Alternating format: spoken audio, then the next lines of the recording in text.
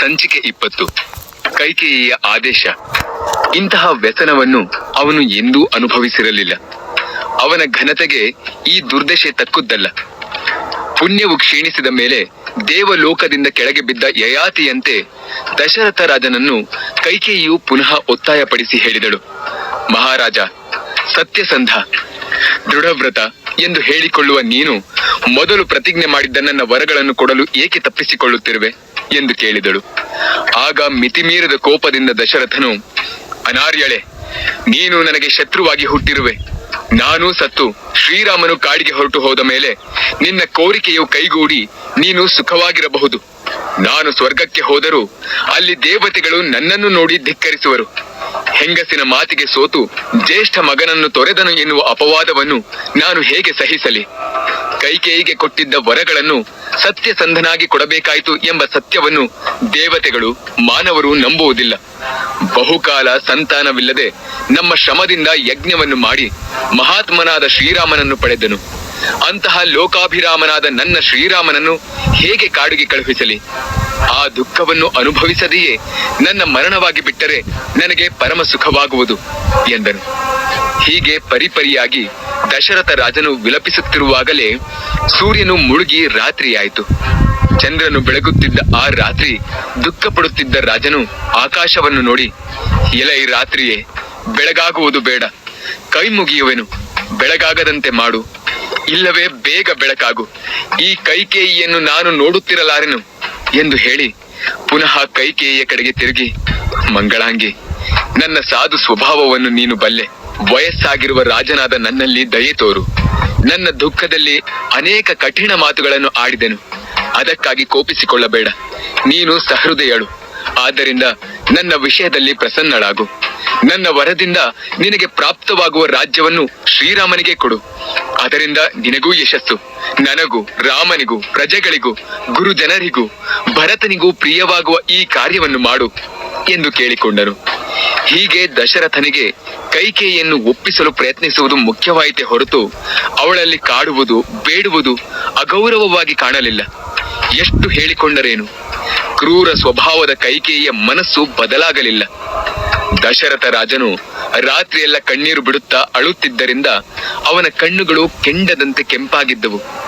ಹಿಂದೆಂದೂ ತನಗೆ ಪ್ರತಿವಾಕ್ಯಗಳನ್ನು ಆಡದ ಪರಮ ಸಾಧುತ್ವವನ್ನು ತೋರಿಸುತ್ತಿದ್ದ ನನ್ನ ಮನೋನುಕೂಲೆಯಾಗಿದ್ದ ಕೈಕೇಯಿಯು ಈ ರೀತಿ ತನಗೆ ಪ್ರತಿಕೂಲಳಾಗಿರುವುದು ಮತ್ತು ತನಗೆ ಪ್ರಾಣ ಸದೃಶನಾದ ಶ್ರೀರಾಮನನ್ನು ಕಾಡಿಗೆ ಕಳುಹಿಸಬೇಕೆಂದು ಹಠ ಹಿಡಿದಿರುವ ಕೈಕೇಯಿಯ ಮಾತನ್ನು ತಿರಸ್ಕರಿಸಲಾಗದೆ ತನ್ನ ಮಗನನ್ನು ಬಿಟ್ಟಿರಲಾರದೆ ಸಂಕಟ ಪಡುತ್ತಿದ್ದ ದಶರಥನು ಪುನಃ ಮೂರ್ಛೆ ಹೋದನು. ಹಾಗೆಯೇ ಆ ರಾತ್ರಿ ಕಳೆಯಿತು. ಬೆಳಗಿನ ಜಾವದಲ್ಲಿ ಮಂಗಳವಾದ್ಯ ಮತ್ತು ವಂದಿ ಮಾಗಧರ ಸುಪ್ರಭಾತವು ಕೇಳಿಸಿತು. ಸ್ವಲ್ಪ ಎಚ್ಚರಗೊಂಡ ರಾಜನು ಅವರೆಲ್ಲರನ್ನೂ ಹಿಂದಕ್ಕೆ ಕಳುಹಿಸಿದನು. ಮೂರ್ಛಿತನಾಗಿ ನೆಲದ ಮೇಲೆ ಬಿದ್ದಿದ್ದ ದಶರಥ ರಾಜನಿಗೆ ಕೈಕೇಯಿಯು ಹೇಳಿದಳು, ಮಹಾರಾಜ, ನನಗೆ ಮೊದಲು ಹೇಳಿದುದನ್ನು ಸತ್ಯವಾಗಿ ನಡೆಸಿಕೊಡುವುದಾಗಿ ಹೇಳಿ ಈಗ ಅದನ್ನು ತಪ್ಪಿಸಿಕೊಳ್ಳಬೇಕೆಂದು ಪ್ರಯತ್ನಿಸುತ್ತಿರುವೆಯಾ? ಧರ್ಮ ಮಾರ್ಗದಲ್ಲಿ ನಡೆ. ಹಿಂದೆ ಶೈಬ್ಯನೆಂಬ ರಾಜನು ಕಪೋತ ಪಕ್ಷಿಗೆ ಸಂರಕ್ಷಣೆಯ ಅಭಯವನ್ನು ಕೊಟ್ಟು ಆಹಾರವನ್ನು ಅಪೇಕ್ಷಿಸಿ ಕಪೋತವನ್ನು ಹಿಂಬಾಲಿಸಿ ಬಂದ ಗಿಡಗಕ್ಕೆ ತನ್ನ ಶರೀರವನ್ನೇ ಕತ್ತರಿಸಿ ಮಾಂಸವನ್ನು ಕೊಟ್ಟು ತೃಪ್ತಿಪಡಿಸಿ ಉತ್ತಮ ಗತಿ ಹೊಂದಿದನು. ಹಾಗೆಯೇ ತೇಜಸ್ವಿಯಾದ ಅಲರ್ಕನೆಂಬ ರಾಜನು ವೇದ ಪಾರಂಗತನಾದ ಬ್ರಾಹ್ಮಣನೊಬ್ಬನಿಗೆ ಯಾಚಿಸಿದ್ದನ್ನು ಕೊಡುವೆನೆಂದು ಪ್ರತಿಜ್ಞೆ ಮಾಡಿ ತನ್ನ 2 ಕಣ್ಣುಗಳನ್ನು ಬ್ರಾಹ್ಮಣನಿಗೆ ದಾನ ಮಾಡಿದನು. ಸಮುದ್ರ ರಾಜನು ದಡವನ್ನು ಅತಿಕ್ರಮಿಸಿ ಹೋಗುವುದಿಲ್ಲವೆಂದು ದೇವತೆಗಳಿಗೆ ಮಾತು ಕೊಟ್ಟು ಸತ್ಯವಾಕ್ಯಕ್ಕೆ ಕಟ್ಟು ಬಿದ್ದು ಒಂದು ಸಲವಾದರೂ ತನ್ನ ತೀರವನ್ನು ಮೀರಿಲ್ಲ. ಸತ್ಯದಲ್ಲಿಯೇ ಸಮಸ್ತ ಧರ್ಮಗಳು ಅಡಗಿರುವವು. ಸತ್ಯವೇ ಸಮಸ್ತ ಫಲಗಳನ್ನು ಕೊಡತಕ್ಕದ್ದು. ನಿನಗೆ ಧರ್ಮದಲ್ಲಿ ಸ್ಥಿರ ಬುದ್ಧಿ ಇರುವುದಾದರೆ ಸತ್ಯ ಮಾರ್ಗವನ್ನು ಅನುಸರಿಸು. ನೀನು ಕೇಳಿದವರಿಗೆ ವರವನ್ನು ಕೊಡುವವನೆಂದು ಖ್ಯಾತಿ ಹೊಂದಿರುವೆ. ಈಗ ನಾನು ಕೇಳುವ ವರಗಳನ್ನು ಸಫಲಗೊಳಿಸು. ಧರ್ಮ ಪರಿಪಾಲನಕ್ಕಾಗಲಿ ನನ್ನ ನಿರ್ಬಂಧನಕ್ಕಾಗಲಿ ರಾಮನನ್ನು ಕಾಡಿಗೆ ಹೊರಡಿಸು. ಪುನಃ ಅದನ್ನೇ ಹೇಳುತ್ತಿದ್ದೇನೆ, ನೀನು ನಿನ್ನ ಪ್ರತಿಜ್ಞೆಯನ್ನು ನೆರವೇರಿಸದಿದ್ದರೆ ಈಗಲೇ ಪ್ರಾಣವನ್ನು ಬಿಡುವೆನು ಎಂದಳು. ಹೀಗೆ ದಶರಥನು ಕೈಕೇಯಿಯು ಕಟ್ಟಿ ಹಾಕಿದ ಸತ್ಯ ಪಾಶವನ್ನು ಬಿಡಿಸಿಕೊಳ್ಳಲು ಸಮರ್ಥನಾಗಲಿಲ್ಲ. ಆತನ ಮನಸ್ಸು ದಿಗ್ಭ್ರಮೆ ಹೊಂದಿತು. ಅವನ ಮುಖವು ಬಣ್ಣಗೊಂದಿತು. ಅವನ ಕಣ್ಣುಗಳಲ್ಲಿ ಆಗ ತೇಜಸ್ಸೇ ಇರಲಿಲ್ಲ. ಆದರೂ ಕಷ್ಟದಿಂದ ಮನಸ್ಸನ್ನು ಸ್ಥಿರಪಡಿಸಿಕೊಂಡು ಕೈಕೇಯಿಗೆ ಹೇಳಿದನು, ಪಾಪಿಯೇ, ಅಂದು ಅಗ್ನಿ ಸಾಕ್ಷಿಯಾಗಿ ಹಿಡಿದ ನಿನ್ನ ಕೈಯನ್ನು ಇಂದು ನಾನು ಬಿಡುತ್ತಿದ್ದೇನೆ. ಹಾಗೆಯೇ ನಿನ್ನಲ್ಲಿ ಹುಟ್ಟಿರುವ ಆ ನಿನ್ನ ಮಗ ಭರತನನ್ನು ನಿನ್ನೊಡನೆ ಪರಿತ್ಯಜಿಸುತ್ತೇನೆ. ಕೈಕೇಯಿ, ರಾತ್ರಿಯು ಕಳೆದು ಹೋಯಿತು. ಗುರುಜನರು ಬಂದು ಶ್ರೀರಾಮನ ಪಟ್ಟಾಭಿಷೇಕಕ್ಕಾಗಿ ನನ್ನನ್ನು ಆತರಪಡಿಸುವರು. ಅವರಿಗೆ ಏನೆಂದು ಉತ್ತರ ಹೇಳಲಿ? ಶ್ರೀರಾಮನ ಪಟ್ಟಾಭಿಷೇಕಕ್ಕಾಗಿ ಸಿದ್ಧಪಡಿಸಿರುವ ಈ ಸಾಮಗ್ರಿಗಳಿಂದಲೇ ನನ್ನ ಉತ್ತರ ಕ್ರಿಯೆಗಳು ನಡೆಯಲಿ. ನೀನು, ನಿನ್ನ ಮಗನು ನನಗೆ ಉತ್ತರ ಕ್ರಿಯಾದಿಗಳನ್ನು ಮಾಡಲೇಬಾರದು. ಶ್ರೀರಾಮನ ಪಟ್ಟಾಭಿಷೇಕದ ವಾರ್ತೆಯನ್ನು ಕೇಳಿ ಆನಂದದಿಂದ ಇದ್ದ ಪ್ರಜೆಗಳು ಈಗ ಶ್ರೀರಾಮನು ಕಾಡಿಗೆ ಹೊರಡುವುದನ್ನು ಕೇಳಿ ದುಃಖಿತರಾಗುತ್ತಾರೆ. ಅದನ್ನು ನಾನು ಹೇಗೆ ನೋಡಲಿ? ಕೈಕೇಯಿಯು ತನ್ನ ನಿರ್ಧಾರವನ್ನು ಬದಲಾಯಿಸಲಿಲ್ಲ. ಮತ್ತಷ್ಟು ಕೋಪದಿಂದ ರಾಜನಿಗೆ ಹೇಳಿದಳು, ರಾಜನೇ, ವಿಷ ಸಂಬಂಧವಾದ ಮಹಾವ್ಯಾಧಿಯಂತೆ ನಿನ್ನ ಮಾತುಗಳು ನನಗೆ ಕೇಳಲು ಅಸಹ್ಯವಾಗಿವೆ. ದುಃಖವನ್ನು ಬಿಟ್ಟು ಶ್ರೀರಾಮನನ್ನು ಉಪಾಯದಿಂದ ಕರೆಸಿ ಅವನನ್ನು ಅರಣ್ಯಕ್ಕೆ ಕಳುಹಿಸಿ ನನ್ನ ಮಗನನ್ನು ರಾಜ್ಯದಲ್ಲಿ ಇರಿಸು. ಆಗ ಮಾತ್ರ ನನಗೆ ನೆಮ್ಮದಿ ಮತ್ತು ನೀನು ಕೃತಕೃತ್ಯನಾಗುವೆ ಎಂದಳು. ಆಗ ರಾಜನು, ಅಯ್ಯೋ, ಧರ್ಮ ಪಾಶದಿಂದ ಬಂಧಿಸಲ್ಪಟ್ಟಿದ್ದೇನೆ. ನನ್ನ ಬುದ್ಧಿಯೇ ಕೆಟ್ಟಿದೆ. ನಾನು ನನ್ನ ಹಿರಿಯ ಮಗ ಶ್ರೀರಾಮನನ್ನು ಕಾಣಲು ಇಚ್ಛಿಸುತ್ತೇನೆ ಎಂದನು. ಪುಷ್ಯ ನಕ್ಷತ್ರದ ಅಭಿಷೇಕದ ಮುಹೂರ್ತವು ಸನ್ನಿಹಿತವಾಯಿತು. ವಸಿಷ್ಠರು ಪಟ್ಟಾಭಿಷೇಕದ ಸಾಮಗ್ರಿಗಳನ್ನು ತೆಗೆಸಿಕೊಂಡು ಶಿಷ್ಯರೊಡನೆ ಅಯೋಧ್ಯ ಪಟ್ಟಣವನ್ನು ಪ್ರವೇಶಿಸಿದರು. ಅಯೋಧ್ಯ ಪಟ್ಟಣದ ಎಲ್ಲ ಬೀದಿಗಳನ್ನು ಗುಡಿಸಿ ಸಾರಿಸಿದ್ದರು. ಅಲ್ಲಲ್ಲಿ ಧ್ವಜ ಪತಾಕೆಗಳಿಂದ ಪಟ್ಟಣವು ಅಲಂಕೃತವಾಗಿತ್ತು. ಸುವಾಸನಯುಕ್ತವಾದ ಹೂವನ್ನು ಬೀದಿಯಲ್ಲಿ ಎರಚಿದ್ದರು. ಜನರು ಸಂಭ್ರಮದಿಂದ ತಿರುಗಾಡುತ್ತಿದ್ದರು. ಬೀದಿಯ ಎರಡು ಕಡೆಗಳಲ್ಲೂ ಅನೇಕ ಅಂಗಡಿಗಳು ತೆರೆಯಲ್ಪಟ್ಟಿದ್ದವು. ಎಲ್ಲೆಲ್ಲೂ ಪಟ್ಟಾಭಿಷೇಕದ ಉತ್ಸವದ ದೃಶ್ಯ ಉತ್ಸಾಹಗಳು ಕಂಡು ಚೆನ್ನಾಗಿ ಅಲಂಕರಿಸಲ್ಪಟ್ಟ ನಗರಿಯು ಇಂದ್ರನ ಅಮರಾವತಿಯಂತೆ ಶೋಭಿಸುತ್ತಿತ್ತು. ಈ ಬೀದಿಗಳನ್ನು ದಾಟಿ ವಸಿಷ್ಠರು ಶಿಷ್ಯರೊಡನೆ ಅಂತಃಪುರಕ್ಕೆ ಬಂದರು. ಅಂತಃಪುರದ ಹೊರಾಂಗಣವು ಚೆನ್ನಾಗಿ ಅಲಂಕೃತವಾಗಿತ್ತು. ಜನಸ್ತೋಮವನ್ನು ದಾಟಿ ವಾಮದೇವಾದಿ ಮಹರ್ಷಿಗಳಿಂದ ಕೂಡಿ ವಸಿಷ್ಠರು ಮುಂದೆ ಬಂದರು. ಅಂತಃಪುರದ ಬಾಗಿಲಲ್ಲಿ ದಶರಥ ರಾಜನ ಆಪ್ತ ಸಚಿವನಾದ ಸುಮಂತ್ರನನ್ನು ಕಂಡರು. ತಾವು ಬಂದಿರುವ ವಿಚಾರವನ್ನು ರಾಜನಿಗೆ ತಿಳಿಸಬೇಕೆಂದು ವಸಿಷ್ಠರು ಸುಮಂತ್ರನಿಗೆ ಹೇಳಿದರು. ಹಾಗೆಯೇ ತಾವು ಅಭಿಷೇಕಾರ್ಥವಾಗಿ ತಂದಿರುವ ಉದಕ ಘಟಗಳು, ಭದ್ರಪೀಠ, ಸಮಸ್ತ ಬೀಜಗಳು, ನಾನಾ ವಿಧ ಗಂಧಗಳು, ರತ್ನಗಳು, ಜೇನುತುಪ್ಪ, ತುಪ್ಪ, ಮೊಸರು, ಅಕ್ಕಿ, ಭತ್ತದ ಅರಳು, ದರ್ಭೆ, ಪುಷ್ಪಗಳು, ಹಾಲಿನ ಕುಂಭಗಳು, 8 ಮಂದಿ ಲಾವಣ್ಯರಾದ ಕನ್ಯೆಯರು, ಪಟ್ಟದ ಆನೆ, ಕುದುರೆಗಳಿಂದ ಕಟ್ಟಲ್ಪಟ್ಟ ರಥ, ಖಡ್ಗ, ಧನುಸ್ಸು, ಪಲ್ಲಕ್ಕಿಗಳು, ಶ್ವೇತ ಛತ್ರಿ, ಚಾಮರಗಳು, ಬಿಳಿ ಎತ್ತುಗಳು, ಉತ್ಕೃಷ್ಟವಾದ ಕುದುರೆ, ಸ್ವರ್ಣ ಸಿಂಹಾಸನ, ಸಮಿತ್ತುಗಳು, ಮಂಗಳವಾದ್ಯಗಳು, ವಂದಿಮಾಗಧರು, ವೇಶ್ಯರು, ಸುಮಂಗಲಿಯರು, ಆಚಾರ್ಯರು, ಬ್ರಾಹ್ಮಣರು, ಮಂಗಳಕರವಾದ ಗೋವುಗಳು, ಪುರ ಪ್ರಮುಖರು, ಹೀಗೆ ಎಲ್ಲರೂ ಬಂದಿರುವ ವಿಚಾರವನ್ನು ರಾಜನಿಗೆ ಹೇಳಿ ಅವನನ್ನು ಶೀಘ್ರವಾಗಿ ಬರುವಂತೆ ಹೇಳಿ ಕಳುಹಿಸಿದರು. ವಸಿಷ್ಠರ ಆದೇಶದಂತೆ ವೃದ್ಧನಾದ ಸುಮಂತ್ರನಿಗೆ ಯಾವ ಸಮಯದಲ್ಲಾದರೂ ರಾಜಭವನವನ್ನು ಪ್ರವೇಶಿಸಬಹುದೆಂಬ ರಾಜಾಜ್ಞೆ ಇದ್ದುದರಿಂದ ರಾಜನನ್ನು ನೋಡಲು ಸುಮಂತ್ರನು ಅಂತಃಪುರದೊಳಕ್ಕೆ ಬಂದನು. ದಶರಥ ರಾಜನು ಆಗ ಅನುಭವಿಸುತ್ತಿದ್ದ ದುರವಸ್ಥೆಯ ಬಗ್ಗೆ ಸುಮಂತ್ರನಿಗೆ ಏನೂ ಅರಿವಿಲ್ಲದ್ದರಿಂದ ಅವನು ಎಂದಿನಂತೆ, ಮಹಾರಾಜ, ಸೂರ್ಯೋದಯವಾದಾಗ ಒಂದು ತೇಜೋ ವಿಶೇಷವು ಉಕ್ಕಿ ಬರುವಂತೆ ನೀನು ಸಂತುಷ್ಟ ಹೃದಯನಾಗು. ಇಂದ್ರನನ್ನು ಅವನ ಸಾರಥಿಯಾದ ಮಾತಲಿಯು ಪ್ರಾರ್ಥನೆ ಮಾಡುವಂತೆ ಬ್ರಹ್ಮನನ್ನು ಎಚ್ಚರಗೊಳಿಸುವಂತೆ ನಾನು ನಿನ್ನನ್ನು ಎಚ್ಚರಗೊಳಿಸುವೆನು. ಆದಿತ್ಯನು ಭೂದೇವಿಯನ್ನು ಎಚ್ಚರಗೊಳಿಸುವಂತೆ ನಾನು ನಿನ್ನನ್ನು ಎಚ್ಚರಗೊಳಿಸುತ್ತಿದ್ದೇನೆ. ಮಹಾರಾಜ, ಬೇಗ ಎದ್ದೇಳು, ಮಂಗಳ ಸ್ನಾನವನ್ನು ಮಾಡು, ಪ್ರಜೆಗಳನ್ನು ಸಂತೋಷಪಡಿಸು, ಮುಂದಿನ ಮಂಗಳ ಕಾರ್ಯದಲ್ಲಿ ತೊಡಗು. ಶ್ರೀರಾಮನ ಪಟ್ಟಾಭಿಷೇಕಕ್ಕೆ ಬೇಕಾದ ಸಕಲ ಸಾಮಗ್ರಿಗಳು ಸಿದ್ಧವಾಗಿವೆ. ಪೂಜ್ಯರಾದ ವಸಿಷ್ಠರು ಬ್ರಾಹ್ಮಣರೊಡನೆ ಆಗಮಿಸಿದ್ದಾರೆ. ರಾಮನ ಪಟ್ಟಾಭಿಷೇಕಕ್ಕೆ ಅಪ್ಪಣೆ ಕೊಡು, ಬೇಗ ಏಳುವವನಾಗು ಎಂದನು. ಸುಮಂತ್ರನ ಅರ್ಥವತ್ತಾದ ಮಾತುಗಳನ್ನು ಕೇಳಿ ದಶರಥ ಮಹಾರಾಜನು ಪುನಃ ಶೋಕವನ್ನು ಹೊಂದಿದನು. ಪ್ರಿಯ ಪುತ್ರನ ಚಿಂತೆಯಲ್ಲಿದ್ದ ದಶರಥ ರಾಜನು ಹೇಳಿದನು, ಸುಮಂತ್ರ, ಚಿಂತೆಯಿಂದ ಇರುವ ನನ್ನನ್ನು ಕುರಿತು ನೀನು ಈ ರೀತಿ ಆಡಿದ ಮಾತುಗಳು ಮತ್ತಷ್ಟು ಕಷ್ಟಪಡಿಸುತ್ತಿವೆ. ದೀನನಾಗಿದ್ದ ರಾಜನನ್ನು ನೋಡಿ ಸುಮಂತ್ರನು ಸ್ವಲ್ಪ ಹಿಂದಕ್ಕೆ ಸರಿದನು. ಆಗ ರಾಜನೀತಿಜ್ಞಳಾದ ಕೈಕೇಯಿಯು ತಾನೇ ಸುಮಂತ್ರನಿಗೆ ಉತ್ತರಿಸಿದಳು. ಸುಮಂತ್ರ, ರಾಜನಿಗೆ ನಿನ್ನೆ ರಾತ್ರಿಯೆಲ್ಲ ನಿದ್ದೆ ಇಲ್ಲ. ಆಯಾಸದಿಂದ ಈಗ ತಾನೇ ನಿದ್ರೆ ಬರುತ್ತಿದೆ. ಬೇಗ ಹೋಗಿ ಶ್ರೀರಾಮನನ್ನು ಇಲ್ಲಿಗೆ ಕರೆದುಕೊಂಡು ಬಾ, ನಿನಗೆ ಮಂಗಳವಾಗಲಿ ಎಂದಳು. ಕೈಕೇಯಿಯ ಮಾತಿನಿಂದ ಸುಮಂತ್ರನಿಗೆ ವಿಷಯವೇನೆಂಬುದು ತಿಳಿಯಲಿಲ್ಲ. ದಶರಥನ ಅಂತಃಪುರದಿಂದ ಹೊರಟು ರಾಮನ ಅರಮನೆಗೆ ಬಂದು ಅಲ್ಲಿ ನೆರೆದಿದ್ದ ಜನಗಳ ಗುಂಪನ್ನು ಬಹಳ ಪ್ರಯಾಸದಿಂದ ದಾಟಿ ಅಂತಃಪುರದ ದ್ವಾರಕ್ಕೆ ಬಂದನು. ಅಲ್ಲಿ ಬ್ರಾಹ್ಮಣರು, ಮಂತ್ರಿಗಳು, ಸೇನಾಧಿಪತಿಗಳು, ಪಟ್ಟಣದ ಅಧಿಕಾರಿಗಳು ಎಲ್ಲರೂ ಶ್ರೀರಾಮ ಪಟ್ಟಾಭಿಷೇಕಕ್ಕಾಗಿ ಬಂದಿದ್ದರು. ಸುಮಂತ್ರನು ಪುನಃ ರಾಜನ ಅಂತಃಪುರವನ್ನು ಪ್ರವೇಶಿಸಿ ಗಣ್ಯ ವ್ಯಕ್ತಿಗಳು ಬಂದು ಅಲ್ಲಿ ಸೇರಿರುವ ವಿಚಾರವನ್ನು ತಿಳಿಸಿದನು. ಆಗ ದಶರಥ ರಾಜನು, ಎಲೈ ಸುಮಂತ್ರನೇ, ಶ್ರೀರಾಮನನ್ನು ಕರೆತರಲು ಈಕೆಯು ನಿನಗೆ ಹೇಳಿದ್ದಳಲ್ಲವೇ? ಅದಕ್ಕೆ ನಾನೂ ಅನುಮತಿ ಇತ್ತಿದ್ದೇನೆ. ಬೇಗ ಹೋಗಿ ಶ್ರೀರಾಮನನ್ನು ಕರೆದುಕೊಂಡು ಬಾ ಎಂದು ಆಜ್ಞಾಪಿಸಿದನು. ರಾಜಾಜ್ಞೆಯಂತೆ ಸುಮಂತ್ರನು ಶ್ರೀರಾಮನ ಅರಮನೆಗೆ ಬಂದನು. ಶ್ರೀರಾಮನ ಅರಮನೆಯು ವಿಶಾಲವಾದ ಎತ್ತರವಾದ ಬಾಗಿಲುಗಳಿಂದ ಕೂಡಿ ಸ್ವರ್ಣಮಯ ಶಿಖರಗಳಿಂದ ಶೋಭಾಯಮಾನವಾಗಿ ಪ್ರಕಾಶಿಸುತ್ತಿತ್ತು. ಮಣಿಗಳ ಮಾಲಿಕೆಗಳಿಂದ ಸಮಲಂಕೃತವಾಗಿದ್ದಿತು. ಚಂದನ ಅಗರು ಧೂಪಗಳಿಂದ ಸುಗಂಧಿತವಾಗಿತ್ತು, ಆಕರ್ಷಿಸುತ್ತಿತ್ತು.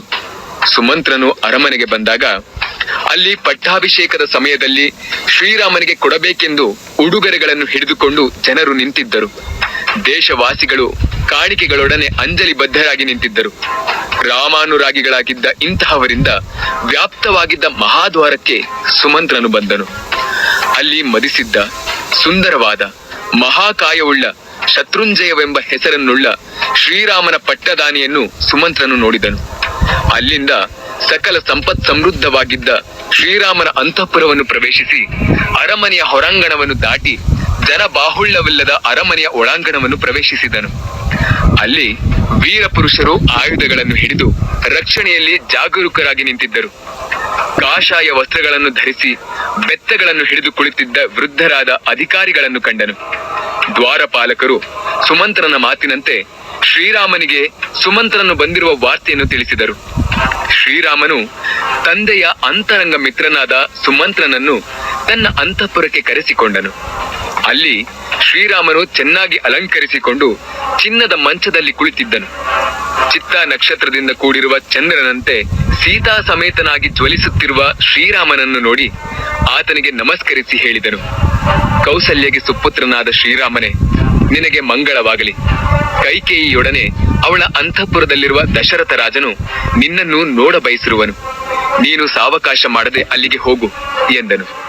ಸಂತುಷ್ಟನಾದ ಶ್ರೀರಾಮನು ಸುಮಂತ್ರನ ಮಾತನ್ನು ಅಂಗೀಕರಿಸಿ ಸೀತಾದೇವಿಗೆ ಹೇಳಿದನು, ದೇವಿ, ಪೂಜ್ಯನಾದ ನನ್ನ ತಂದೆಯು ದೇವಿಯಾದ ಕೈಕೇಯಿಯು ಅಂತಃಪುರದಲ್ಲಿ ನನ್ನ ಪಟ್ಟಾಭಿಷೇಕದ ವಿಚಾರವಾಗಿ ಪರ್ಯಾಲೋಚಿಸುತ್ತಿದ್ದಾರೆ. ಕೈಕೇಯಿಗೆ ನನ್ನಲ್ಲಿ ಅಸಾಧಾರಣವಾದ ಪ್ರೀತಿ ಇರುವುದು. ನನ್ನ ಪಟ್ಟಾಭಿಷೇಕದ ವಿಚಾರವನ್ನು ಕೇಳಿ ಸಂತುಷ್ಟಳಾಗಿ ನನ್ನ ಶ್ರೇಯಸ್ಸನ್ನು ಚಿಂತಿಸಿ ನನಗೆ ಆಪ್ತನಾದ ಸುಮಂತ್ರನನ್ನು ಇಲ್ಲಿಗೆ ಕಳುಹಿಸಿರುವಳು.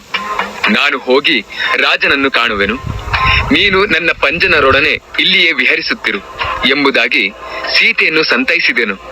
ಸೀತಾದೇವಿಯು ಪತಿಗೆ ಶ್ರೇಯ ಪ್ರಾರ್ಥನೆಯನ್ನು ಮಾಡುತ್ತಾ ಮಹಾದ್ವಾರದವರೆಗೂ ಆತನನ್ನು ಹಿಂಬಾಲಿಸಿ ನಂತರ ಹೇಳಿದಳು, ಪತಿದೇವ, ಬ್ರಹ್ಮನು ಇಂದ್ರನನ್ನು ಸ್ವರ್ಗಾಧಿಪತ್ಯದಲ್ಲಿರಿಸಿದಂತೆ ದಶರಥ ಮಹಾರಾಜನು ನಿನಗೆ ಈಗ ಬ್ರಾಹ್ಮಣರಿಂದ ಯೌವ ರಾಜ್ಯಾಭಿಷೇಕವನ್ನು ಮಾಡಿಸುವನು. ಹಾಗೆಯೇ ಮುಂದೆ ರಾಜಸೂಯ ಯಾಗವನ್ನು ನಡೆಸುವುದಕ್ಕೆ ಯೋಗ್ಯವಾದ ಮಹಾರಾಜಾಭಿಷೇಕವೂ ನಡೆಯಲಿ. ಯಜ್ಞ ದೀಕ್ಷೆಯನ್ನು ಹೊಂದಿ ವ್ರತನಿಷ್ಠನಾಗಿ ಇರುವ ನಿನ್ನನ್ನು ನೋಡಬೇಕೆಂದಿರುವೆನು. ನಿನಗೆ ಪೂರ್ವ ದಿಕ್ಕಿನಲ್ಲಿ ಇಂದ್ರನು, ದಕ್ಷಿಣ ದಿಕ್ಕಿನಲ್ಲಿ ಯಮನು, ಪಶ್ಚಿಮ ದಿಕ್ಕಿನಲ್ಲಿ ವರುಣನು, ಉತ್ತರ ದಿಕ್ಕಿನಲ್ಲಿ ಕುಬೇರನು ರಕ್ಷಕರಾಗಿರಲಿ ಎಂದಳು. ನಂತರ ಶ್ರೀರಾಮನು ಸೀತೆಯ ಅನುಮತಿಯನ್ನು ಪಡೆದು ಸುಮಂತ್ರನೊಡನೆ ತನ್ನ ಅರಮನೆಯಿಂದ ಹೊರಟು ಬಾಗಿಲಿನಲ್ಲಿ ಕೈ ಮುಗಿದುಕೊಂಡು ನಿಂತಿದ್ದ ಲಕ್ಷ್ಮಣನನ್ನು ನೋಡಿದನು.